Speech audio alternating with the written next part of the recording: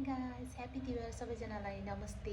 र आज म चाहिँ बहुत दिन बाद भिडियो बनाउँदैछु किनकि म सेलरोटी बनाउनेवाला छु घरमै सानो फ्राई प्यानमा। सो म हजुरहरूलाई पनि देखाउँछु। र सेलरोटीको साथसाथै मैले आलुदम पनि बनाएको छु। चलो देख्दै। सो सेलरोटीको ब्याटर चाहिँ यहाँ रेडी पारिसकेको छु मैले। हेरौँ गिलो भयो भने अलिकति पानी हाल्छु हुँदैछ। र साथसाथै सेलरोटी चाहिँ यहाँ बनिँदैछ। हेर्नुहोस् फ्राई प्यानमा बनाउँदैछु।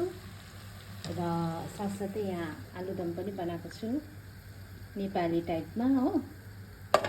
र यता पनि पाकिसकेको छ सेलरोटी, यहाँ यति रहेको छ। र यहाँनिर चाहिँ हलुवा पनि बनाएको छु। अलिक घिउ हालेर पकाउनु छ। सो गाइस फाइनल सेलरोटी चाहिँ यस्तो भएको थियो। त्यस्तो राम्रो त भएन, काला डाँडोहरू त भएन, सिम्पल भयो। फर्स्ट ट्राई राम्रै भएको थियो।